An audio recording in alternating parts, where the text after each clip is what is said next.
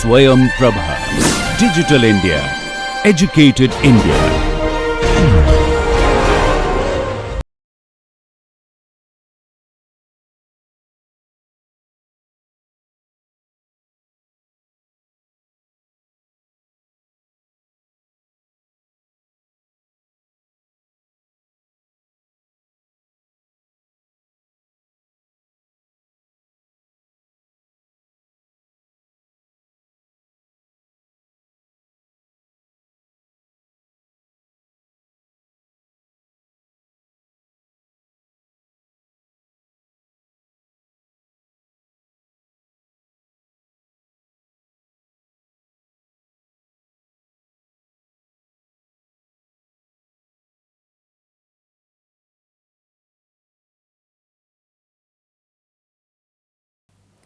So, let us start with another example problem from where we left yesterday. We will in this problem it is we want to find out the ratio of what is the starting torque to the maximum torque, and this is of course a approximate relationship I am doing because I am taking a approximate equivalent circuit as Professor Pai has used and neglected the RA. So, if you remember usually what I have recommended to you is, I mean that is the thing that we have to anyway do, not like this is my Z Thevenin and then this is my x2 dash and this sorry, and this is R2 dash by S, and then we closed this and I2 dash. What Professor Pai in his book has suggested also that if the parameters are amenable, and this makes it easier to understand and for theoretical understanding, when you are doing computers always do exact calculations, no need to go for approximation, but when we are doing this pen paper exercise and if the reasonably leakage reactance is reasonably, stator leakage reactance is reasonably less than the magnetizing impedance, then magnetizing impedance like in transformer we can move it to the left hand side and JXM, but JXM, and this leakage reactance can be brought in here followed by x2 dash followed by R2 dash and R1 also, armature resistance also he has ignored. So, then what happens is this calculation of this I2 dash, for calculating this I2 dash I do not need to really consider this, and so this is a good enough circuit for discussion, very similar to so all the analysis holds here. The I2 dash value is approximate, here the I2 dash value is exact, here the I2 dash value is approximate. So, here we had got the torque for a 3-phase machine as R Thevenin plus R2 dash by S whole square plus X Thevenin plus X2 dash square. This is what sorry, this is the expression that this is the expression that we had got for 3 and then 2 pole machine 3 by omega s. So, 3 by omega s, this is the expression that we had got for is it not? This is the expression that we had got for the torque in the case of Thevenin's equivalent circuit. This will translate to 3 by omega s instead of V Thevenin instead of V Thevenin you are going to use V A. So, you are going to use V A square, and R Thevenin is because instead of R Thevenin you should use R A plus J x 1, the leakage Z Thevenin you should use R A plus J x 1, where R A is the resistance of the A phase winding, armature winding, but most of the places Professor Pai has used it as 0. So, therefore, therefore, then the R Thevenin part simply goes away. So, this expression simplifies to R 2 dash by S whole square, and x this becomes simply the sum of the two leakage, this becomes simply the sum of the two leakage reactances. Just let me once check it up. So, this is what we get in case of our approximate equation. Now, in this example, what we are asked is to show that T start by T max is given by this relationship. So, suppose that S max is what is T max? T max is the maximum value of torque. What is S max? X max is where the maximum value of the torque happens. So, suppose it is at 0.1. So, then what this value will turn out to be 2.1 divided by 1 plus 0.01, which is approximately equal to 0.2. So, the utility of this equation, can you see the utility of this equation is that it tells you that the starting torque is 0.2 times the maximum torque. So, around 20% of the maximum torque is available to to start the machine. Start the machine means at the standstill. At the standstill means S is equal to 1.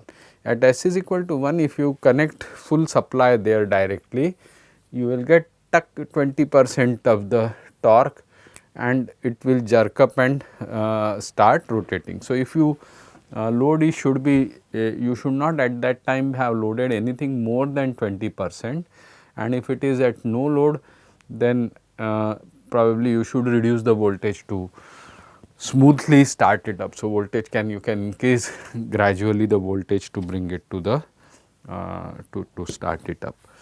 We will discuss those things in the subsequent class. Today let us focus on the tutorial aspect of the problem. Now, T max for this, for maximum torque, we had also found out that this should be equal to R Thevenin square plus X Thevenin plus of x 2 dash of square. We had derived this, and T max was 3 by 2 of V Thevenin of square divided by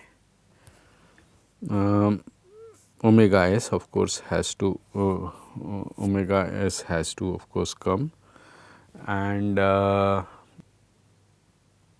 paste.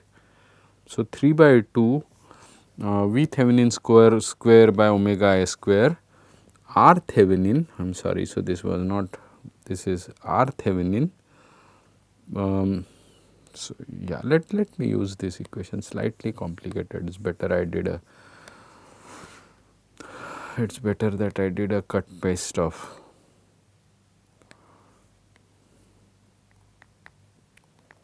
T max is this. But now, if you if the RA, if I go by the approximate thing, then S max will simplify to, because R Thevenin is going to be 0. So, and X Thevenin is the leakage reactance. So, this term is not there. So, this square, this is just square of this is only X 1, the leakage reactance of primary winding, and then this square will also vanish because the square root has come into picture. So, it is so easy in the approximate equation to immediately looking at the R value and the net leakage reactance value. It is so easy in the in the approximate circuit to calculate where the maximum slip will arise, and the Tmax equation also will simplify as 3 by 2 V A square, because V Thevenin will be replaced by V A, omega S, and R Thevenin is 0. So, this is also 0. So, you will get it as X Thevenin plus X 2 dash, that is all that is going to be there. So, this is 0, this is 0. So, this will turn out to be this. See, this one is only dependent upon the fact that the losses in the core winding, hysteresis and eddy current losses in the magnetizing branch have been ignored, and the winding I square R losses in the stator winding have been ignored. That brings R Thevenin to 0. So, this approximation has nothing to do with this answer has nothing to do with so I mean to say is here itself is one more embedded approximation, that this is approximately equal to X Thevenin plus X 2 dash when stator losses and magnetic losses are neglected. We do never neglect the rotor losses, because we subtract in the power transferred in doing that very torque derivation itself, in calculating the torque equation. First we calculate what is the power transferred to the through the air gap, then subtract the I square R losses from it, and then divide it by the actual rotational of speed, in which case the 1 minus s in the numerator and the 1 minus s in the denominator had, so to say, cancelled back. And so, in all that, if you remember, we have never ignored the rotor losses. So, this T max comes out to be this, and the S max therefore, if you just if you so to say Rm is 0, Ra is 0, and the S max will simplify to R 2 dash divided by simply X Thevenin plus X 2 dash. So, this will go away. So, this will just square root of a square, which is just this. So, once you have calculated the Thevenin's equivalent circuit, the S max is also known, and the T max is also known in a very simple way by these two equations. Even when you have not ignored it, also you can still see that T max is just a constant. It depends upon the data of the machine. It depends upon the data of the machine, and 1 minute. Yeah, it depends upon the data of the machine, and the Thevenin's equivalent is also data dependent. X Thevenin, X 2 dash is also data dependent. This is also data dependent. This is the synchronous speed of the machine. So, the T max is just one fixed value.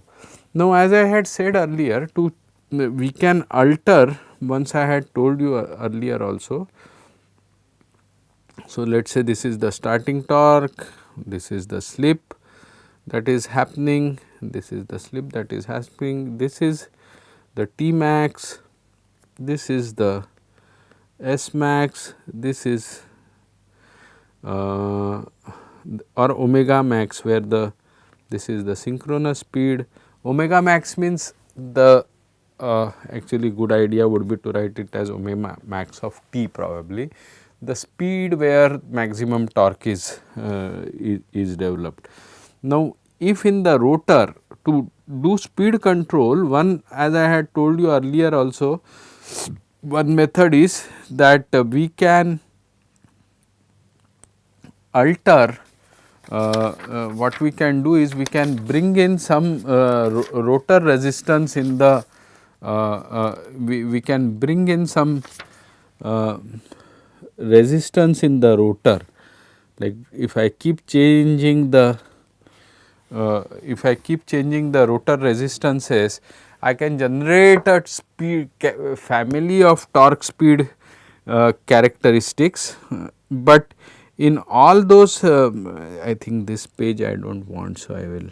So I can generate a series of torque speed characteristic like this.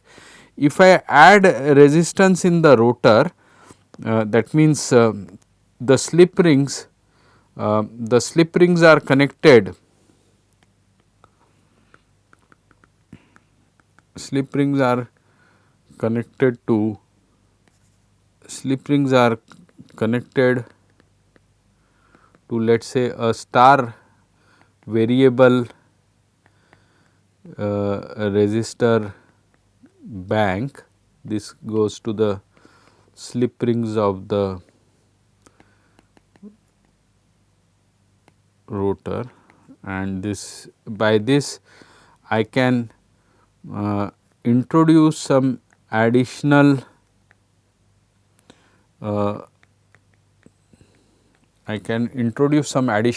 rotor resistance in the rotor circuit. So, what will happen, the R2 dash will go to R2 dash plus RADD dash. So, if that happens, R2 dash goes to RAD dash, it is as good as saying that the rotor winding is not R2 dash, but it is R2 dash plus RAD dash, in which case let us just look at the approximate this thing for quick understanding. This thing will undergo a change, this thing will undergo a change, this number will be replaced by R2 dash, will be replaced by R2 dash plus R at dash, and other than that no change will happen. S max I can increase by increasing the numerator, S max I can increase. If I increase the S max, I will at the maximum torque, so here RAD is greater than 0 and here RAD is even more larger than the previous is from the previous value. So, the S max will become R2 dash plus RAD dash divided by X1 plus X2 dash. So, as I keep adding this, the slip at which maximum torque happens will increase, which means the machine will slip back more. Initially to generate maximum torque it was slipping by this much amount, I add some resistance, it will slip by this much amount, then I can add even here it will slip by even further, further back it has to slip back even further to generate the maximum torque, but the maximum torque value remains the same. Why? Because the maximum torque value only in this maximum torque value everything is constant, whether it is here or you use this expression, it does not depend upon R Thevenin is only related to stator side and R Thevenin and X Thevenin is only related to stator side, and I am not playing with the stator side. So, I am playing only by adding additional resistance to the rotor winding. So, this term will not undergo change whether I use exact equivalent circuit or whether I use approximate equivalent circuit. So, what is going to happen is that X Thevenin plus X2 dash is not undergoing change. So, the maximum torque will remain the same, but the slip at which it is generated, the slip at which it is generated will keep increasing. So, I can generate flexibility, I can get in my torque speed characteristic, some flexibility I can get in my torque speed characteristic for the induction motor by considering resistance or additional slip in the rotor side. but it comes at the cost. This flexibility comes at the cost, because any additional resistance that you input will create an I square R loss, which has to come from the stator side, which means that the efficiency will reduce. Okay. So, this is one good point that we have taken care of. This comes in many places, that how do the torque speed characteristic get altered if I introduce resistance in the rotor winding, and what is its utility, and so on and so forth. So, some of these things do come into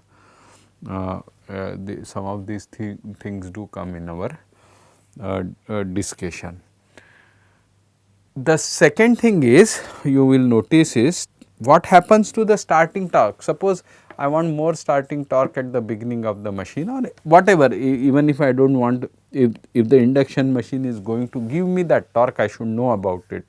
So, if the next question is, if I introduce additional resistance, say R add, and refer to primary, I am already saying R add dash, to secondary, let me not say it here, let me do additional in the secondary or rotor winding. How is starting torque altered? So, how is the starting torque altered? So, remember, we have come to one good conclusion, that maximum torque is not altered, only the slip at which it happens is altered. So, where I want to get maximum torque, I can control by have a control by that, I can add additional resistance and move it back if I want, can I do that. But what happens to the starting torque? You may in your mind a question will come, that will the starting torque remain the same, will the starting torque reduce because I have added additional resistance, because usually when you add a resistance, currents reduces, when the currents reduces, usually you expect something at of a lower order to happen, or whether the starting torque increases. So, let us take recourse to this. Starting torque means standstill means slip is 1. So, 3 VA square divided by RA, if you are using approximate, if you are using, then exact, replace it by V Thevenin and R Thevenin, plus 3 by 3 VA square by omega S RA square plus let me use the exact one only, what is the big deal,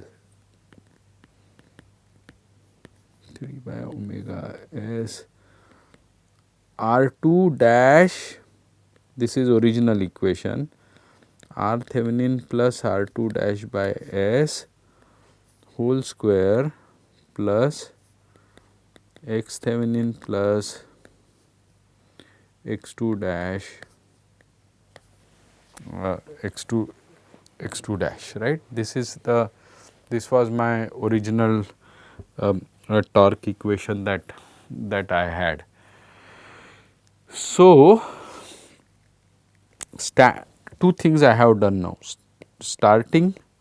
So, this will become V Thevenin square by mod of V Thevenin square by omega S, this is R2 dash by R Thevenin plus R2 dash square plus X Thevenin plus X2 dash square. So, this is what it is going to come out to. And now for the case of starting, now let me do the simplification, that RA is 0. So, the R Thevenin is R Thevenin is 0 and R 2 dash has gone to R 2 dash plus some additional R add. I will just call it R plus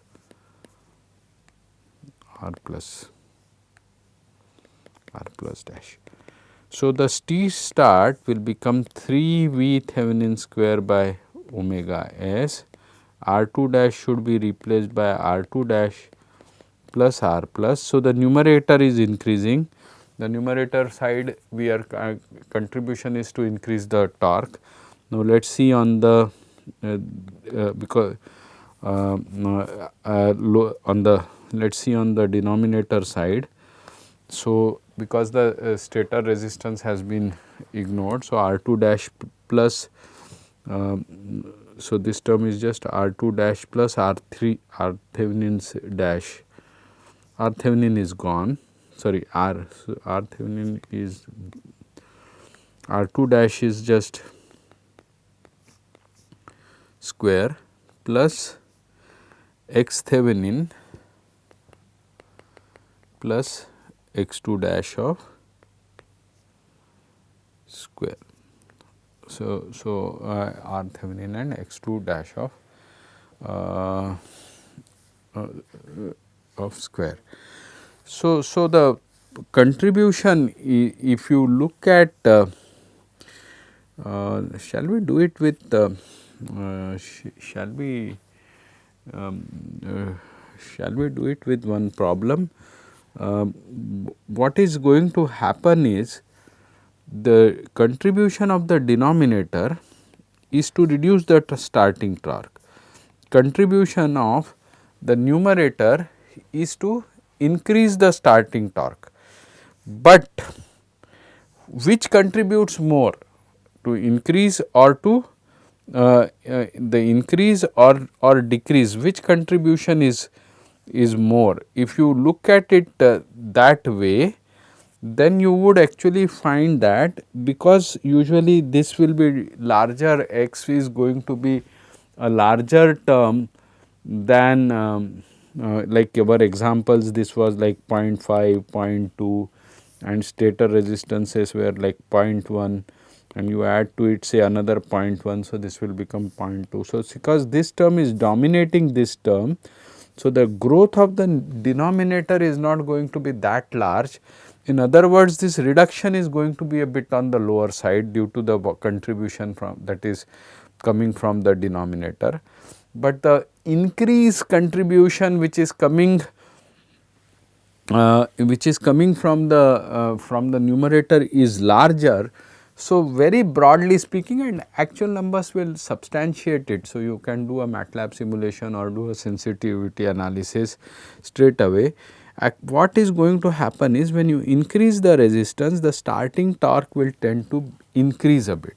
So, this side is elongated, this side is constrained, and I get larger, this is R additional 0, this is some R additional plus, and this will be some R additional plus plus. So, this is qualitatively, this is the way actually torque speed characteristics can be altered if we use torque speed characteristic can be altered if we use additional rotor resistances. If we introduce additional rotor resistances through some control mechanism slip on the rotor side. There is one more way you can change the speed of the synchronous machine, just alter the speed of the synchronous machine, but for that you would need a power electronics converter, cycloconverters to change the frequency, and then you can do that. That part is relegated to drives. Now, let me just take one simple example. This is what I wanted to, this is what I had wanted to, I had started from. Let me come back to this. I want to show that the I want to show that the ratio of the start torque, maximum torque, which is a constant value we saw, to the starting torque is approximately given by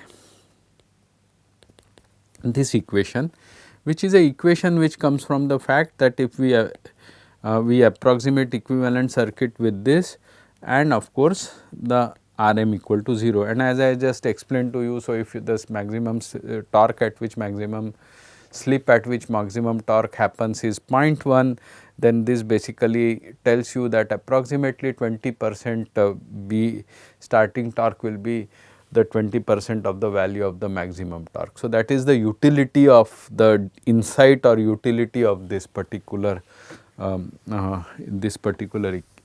example. So, let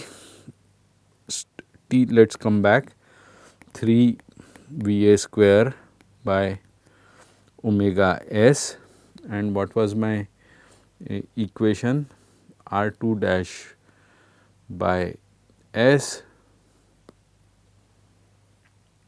R 2 dash by s plus x 1 plus x 2 dash square. T max was 3 by 2 V A square omega s x 1 plus x 2 dash, and S max was how much, R 2 dash divided by x 1 plus x 2 dash. Now, T starting put slip to 0. So, 3 V A square by omega s R 2 dash square plus x 1 plus x 2 dash omega square. So, this is the value of starting torque, and this is my value of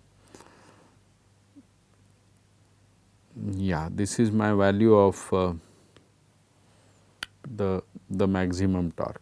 So, look at this slip, where the maximum torque is happening. So, that S max is R 2 dash plus x 1 by x 2 dash. So, let me square it. So, then I will get R 2 dash square by x 1 plus x 2 dash square. Now, let me add 1 on both sides, left hand side and right hand side. So, if I add 1 on both sides, then I get this thing as x 1 plus x 2 dash square plus R 2 dash square divided by x 1 plus x 2 dash square. So, therefore, T starting can be written as 3 V A square by omega s, and now I am going to replace this, by 1 by S max square into this whole thing which is sitting here can be replaced as this times this. So, omega s 1 plus S max square into 1 by x 1 plus x 2 dash whole square. And what is T max? What is T max? T max is 3 V A square by 2 omega s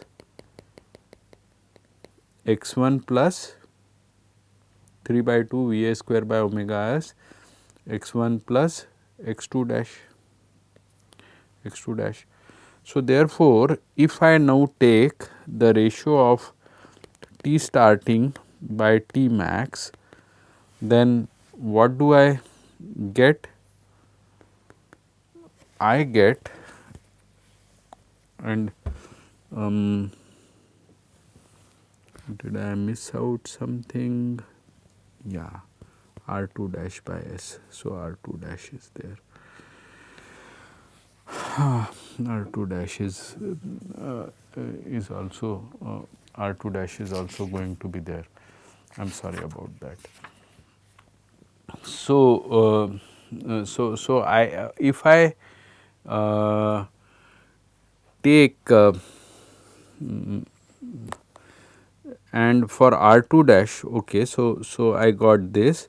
Let me replace the R2 dash also as R2 dash can be replaced as S max into x1 plus x2 plus, right.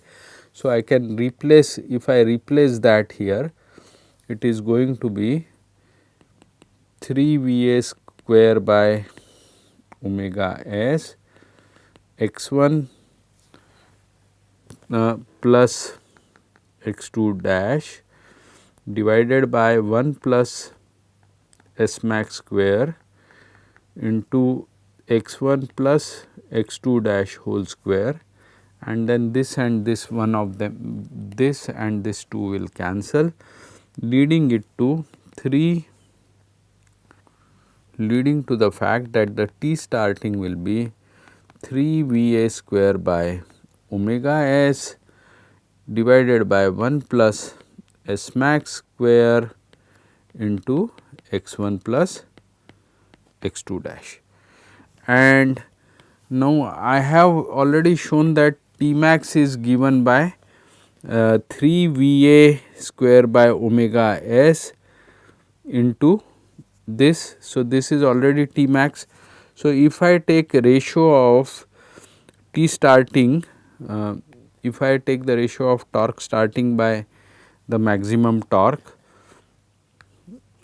by the maximum torque, then what is going to happen? This 3 V A square by omega s. So, the 3 V A square by omega s and this x2 dash in the denominator. So, all of this will cancel, 2 will not cancel, 2 will remain. So, therefore, when I take this ratio, 2 will go to the 2 sitting in this denominator here, because I am taking the ratio. So, this 2 will go to the numerator, this 2 will go to the numerator, this from T starting term only this will stay back in the denominator. So, I will get 1 by S max square and I will get this in the denominator. And where did I R2 dash, just a minute. Yeah, so R2 dash was changed by, had to be substituted by, R2 dash had to be substituted by this times of S max. So, therefore, therefore, this will become here times of S max. So, this will become the S max term will be sitting here also in the numerator. So, when I do this T starting, then this 2 S max, this S max term from the numerator will continue to come here, and this from the T max term, everything else will go. So, basically what we have done is we have said that this is my T max, this is 2 times my T max, this is 2 times my T max. So, therefore, T by T max, if I do, 2 stays here as 2 S max divided by 1 plus S max square. So, this is what comes out as the simple expression.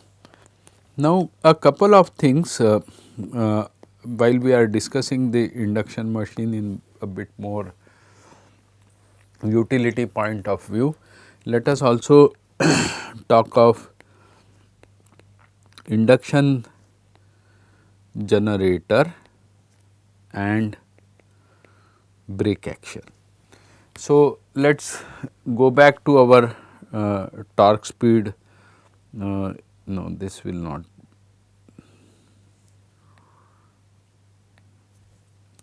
T was given by 3 b Thevenin square by 2 omega s r2 dash by s divided by r Thevenin plus r2 dash by s whole square plus x Thevenin plus x1 square. So, this in Newton meters was my expression for the torque which is created on the induction machine. Now, say that slip is negative. Just first analytically let us discuss it, and this analytical discussion is correct discussion. So, if let us say that slip becomes negative. Now, what is slip? Slip is omega s minus omega m upon omega s. This is slip. So, slip is less than 0 means omega m is greater than omega s. Now, how can omega m become greater than omega s?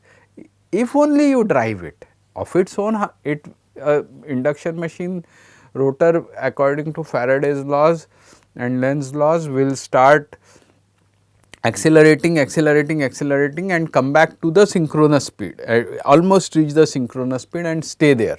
It cannot go faster than the synchronous speed. If you want to make it faster than a synchronous speed, you have to apply some torque there, right. You have to do something there, like connect a wind turbine. For example, you must have seen wind turbine based green power generating sources. So, big blades are rotating. Now, the wind drives it and causes it to go beyond the synchronous speed. So, when that happens, the slip becomes negative, slip becomes less than 0. When slip becomes less than 0, what happens to this term? This term becomes negative. What happens to this term? This term remains positive. This term still remains positive. So, the thing is the torque will become negative. The electromagnetic torque which is generated with the with respect to the rotor convention, with respect to the motor convention, it was positive. Now, that with the same motor convention, the electromagnetic torque has become negative. So, what does it mean? It has become a generator. So, that it has become a generating action, which means that if this induction machine is connected to the grid, this induction machine is connected to the grid, it will be supplying power into the grid. It will be supplying power into the grid, and whatever this wind turbine is putting that extra torque. So, this is the torque which is coming from the torque which is applied by the wind turbine. See, if the retarding torque was not created and it was a no load condition, grid, there is no load really anywhere, let us say in the grid, and I connect a wind turbine to my this thing, and as it is the induction machine was close to the, was at the synchronous speed ideally, and it's applied some torque to it. It will run away. If I just positively apply some torque to it, and there is nothing which is connected to there is no load which can be put onto it, then the machine will sort of just run away, because j by d omega by dt is equal to accelerating torque remaining there, machine will run away. But what happens is we are connecting it to the grid. In the grid there is load, and that load has to be supplied. So, what will happen is when the currents are not going to be 90 degrees lagging or leading or something like that, but we will have some finite means close to 1 power factor, and that will cause this EM, the electromagnetic torque will be now opposite to the applied torque, and when this becomes equal to this retardation torque becomes equal to the applied accelerating torque which is coming from the wind, from the natural resource, then the speed will stabilize at some higher speed, not at the synchronous speed, but the speed will synchronize the speed will stabilize to that higher synchronous speed, and the machine will be working as a generator. The more the wind comes, more will become the slip, more becomes the slip, negative value. I mean, so slip reduces actually, in absolute value it increases, but actually it becomes more negative, more will be the retardation torque generated, and therefore more the power that you can you will be delivering to the grid. But at what frequency is this power being delivered to the grid? The frequency at which this power is being delivered to the grid is 50 hertz or 60 hertz, whatever is the synchronous frequency. It is only being delivered at that frequency, it is not being delivered at any other frequency. All variable speed is only happening on the rotor side with nothing. Grid frequency is always it is connected to a 50 hertz grid, and it, at that side rotating MMF is always at 50 hertz, and the induced currents frequencies are we had seen that, right. So, omega s into s is this. So, it is like saying that now the rotor current frequencies, this is the rotor mechanical speed is 1 minus s omega s, this is the rotor current or induced voltage frequency. So, here s becomes negative. So, the frequency becomes negative means if the rotor is rotating at a speed which is omega m, which is higher than omega s, then the induced EMFs which are going to be generated. So, let us say this is being done at 55 hertz, then the induced EMFs which will be generated will be in such a way that a rotating MMF wave at 5 hertz in the opposite direction is going to be created. So, that for an observer who is stationary here on the stator or armature winding or in the air gap, the net effect seen is still at 50 hertz, which means currents which are induced by the transformer, these currents when transformed onto the stator side are still at 50 hertz, whether it is at a induction motor or a induction generator action. Now, the nature of the torque speed characteristic will not alter significantly because of this. So, if you plot, write a MATLAB program or whatever and plot it,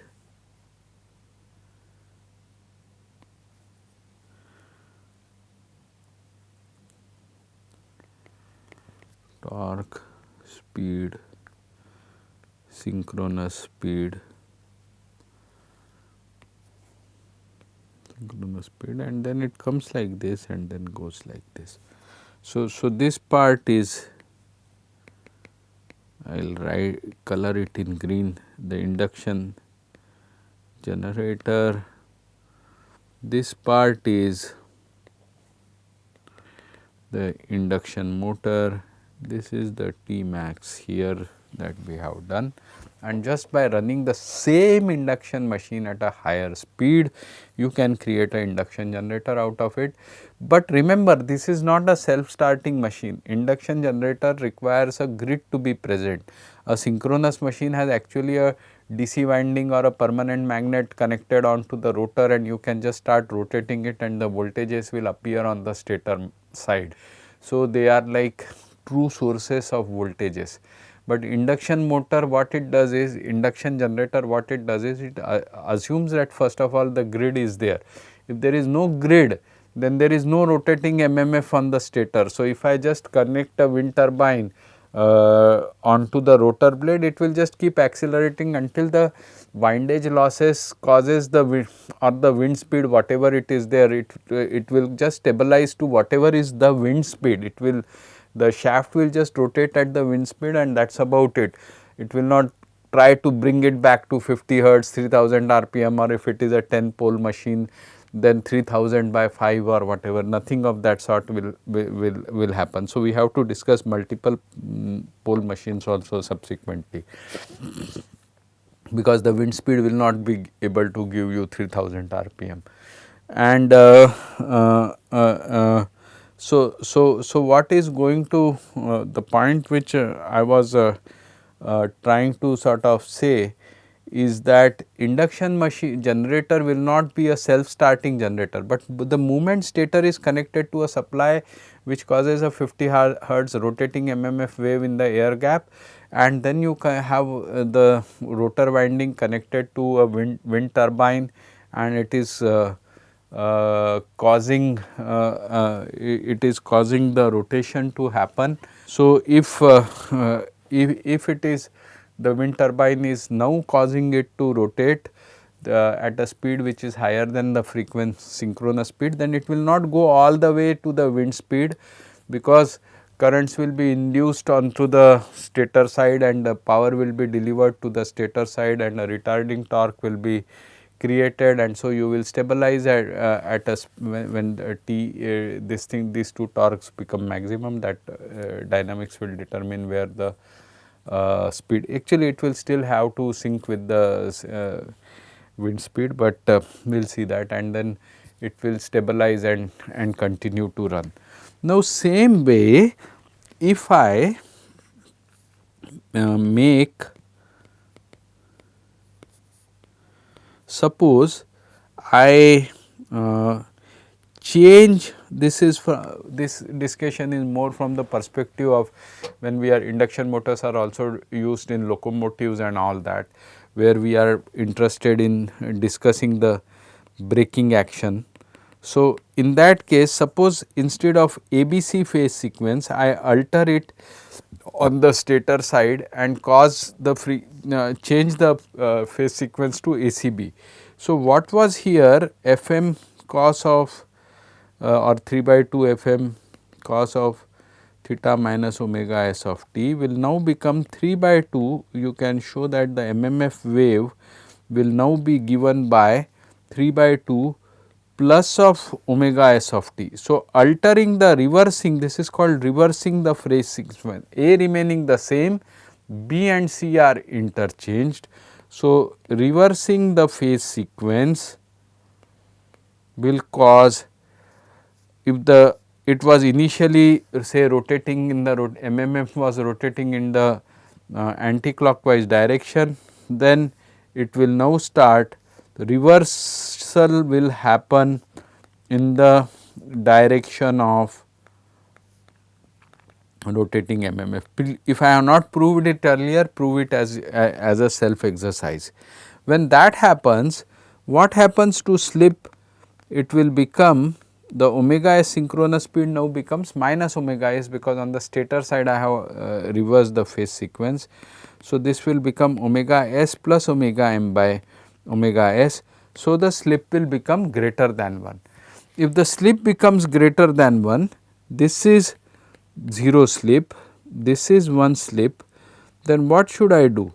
I should just continue this, right. This same curve will extend on this side, and the machine will now, because the torque because the synchronous machine direction has changed, this S is here greater than, so that there is a change in the relative direction. So, this action I will get is that of a brake. So, what I am trying to say, suppose think of a locomotive engine which is driven by induction motor and it is going in some forward direction, and I alter the phase sequence, then what will it try to do? While it is still going, the locomotive tires and everything is rotating in the same direction. Now, earlier the motor was creating torque to support that rotation in that direction.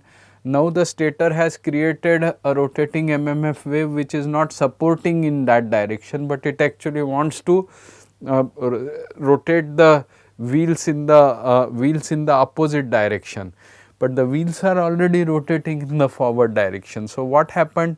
Braking action happened.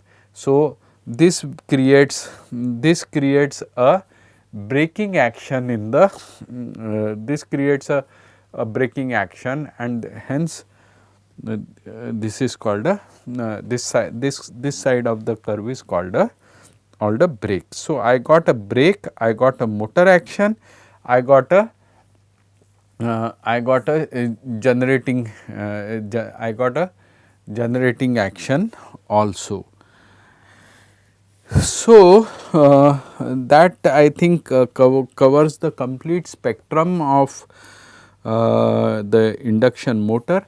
A small bit of we need to discuss multiple pole machines also, but that we will defer it to the next class. Thank you.